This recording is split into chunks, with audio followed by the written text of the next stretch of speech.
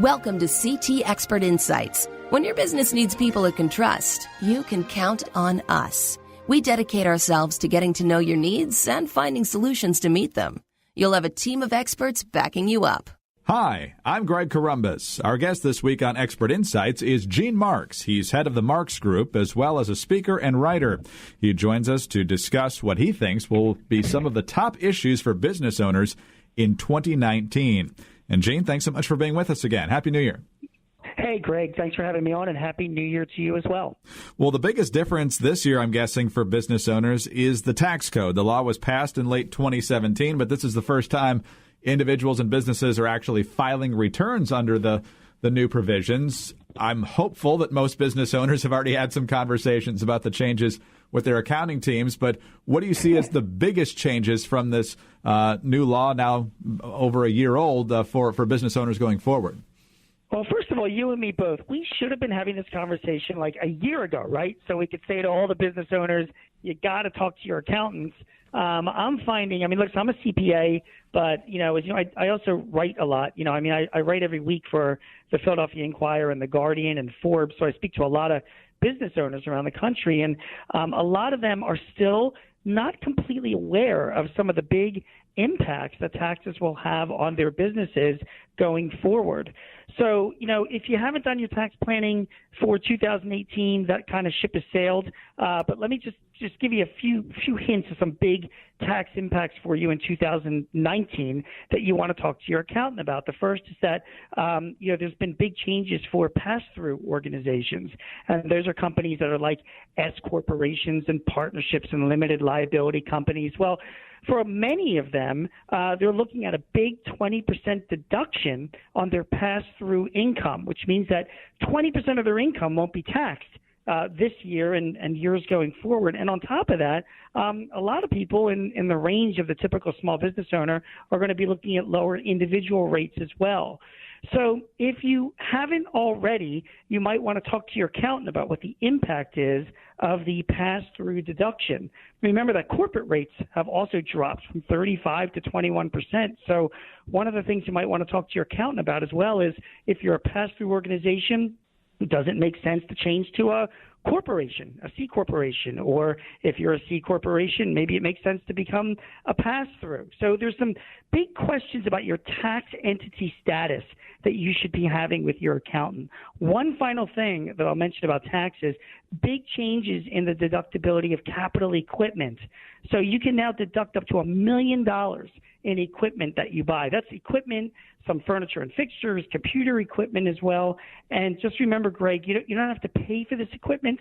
You can buy it, finance it while interest rates are still relatively low. And as long as you put it into service, you can get the full deduction for it as well. So if you've been having a good year, 2018 was good. If you think 2019 is still going to continue to be good, now's a great time to make some investments and get some big tax benefits from doing that.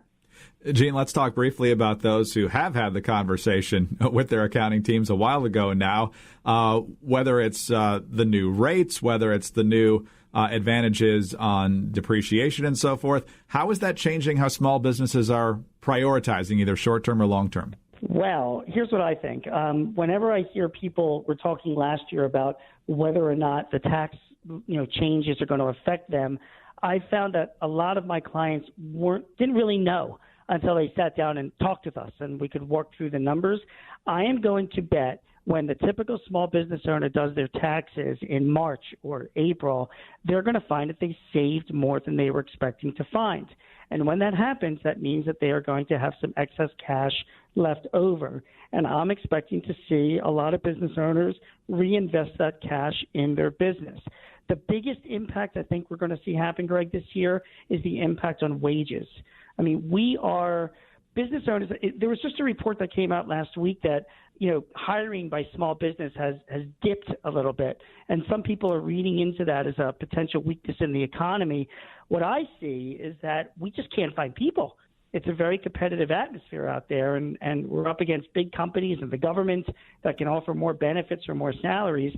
I think, and you ask about the tax law and, how that will impact people, I expect to see this year that a lot of business owners are going to be using some of those savings to either bump up some wages for their existing employees to keep them happy and loyal and coming back, and maybe use it to hopefully do a little bit more hiring and be more competitive with some of the larger companies they're up against.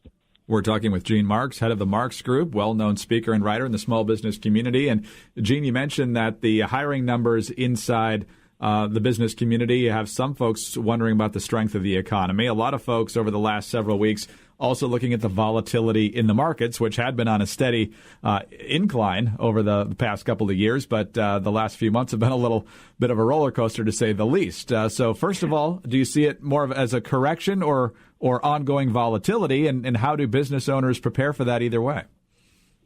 I am look with my crystal ball. If it was right every time, I would, I probably wouldn't be talking to you. I'd retired by now. But listen, we've had a lot of volatility in the markets. I think we're going to continue to see volatility into 2019. Having said that, the fundamentals, Greg, of the economy are still good and they're still strong. And even though there are some potential challenges, there's some slowdown in global production. There's potential challenges with trade. There's obviously a lot of stuff going on in Washington between the White House and Congress, and a lot of potential things that might disrupt some of the certainties that we've been used to. The economy is still fundamentally good. Tax rates are lower. Regulations have been pulled back. Most of the companies I know are still in a growth mode. So when I look at the market for next year, I'm expecting it to rise. It fell about 8% in 2018, but I do expect when the year is over next year for the market itself to have recovered. Just bear in mind, Greg, there's, the interesting thing going on behind the scenes is all about interest. I mean, interest rates have doubled from what they were just 10 years ago. And they're going to continue to go up even more if the Fed continues to raise rates as they plan. And when you think about it now, we have options, which means that a lot of investors just a few years ago had few places to put their money. Rather, they could invest it in, put it under their mattress or put it in the stock market. But now interest rates, because they've gone up, gives options. We can invest in bonds. We can invest in, put money away in savings more than we're getting more of a return on that. And I think that's going to pull a little bit of money out of the markets as well and have an impact on the market. So we're certainly not going to see the kind of returns that we saw back in 2016 and 17.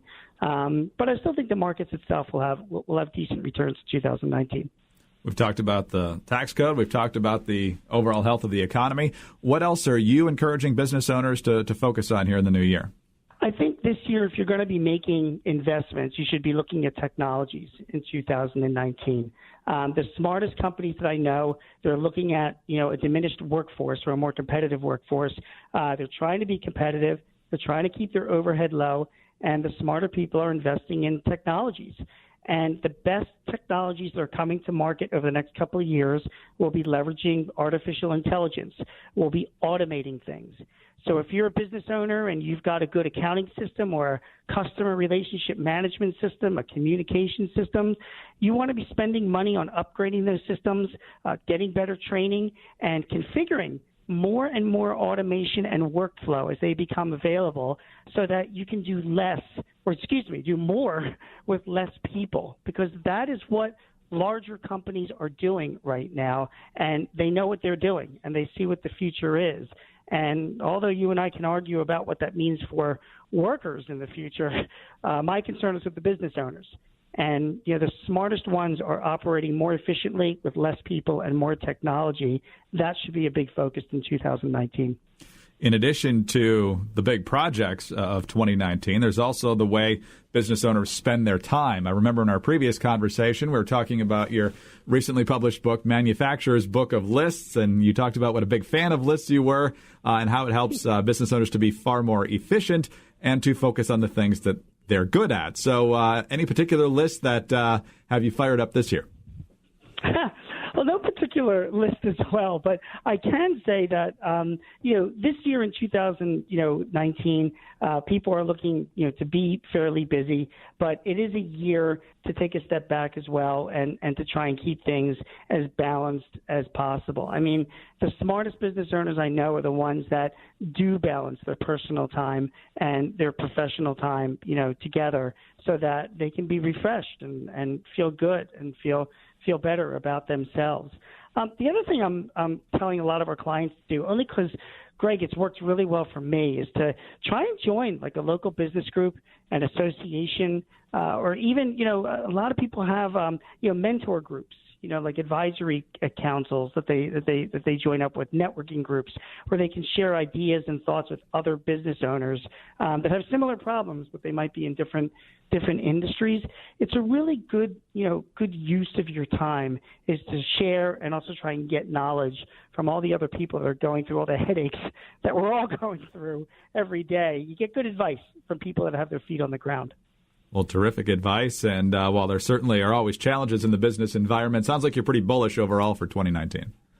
Yeah, I think 2019 is going to be a good year. I mean, there will be obviously some volatility. You never know, what can happen, but the fundamentals are fine. I think you got to keep your eye on the ball. And I also think one final thing, as good a year as I think 2019 is going to be, at some point, we are going to have a recession. I don't think it'll be a collapse like it was in 2009, but it is a normal cyclical thing.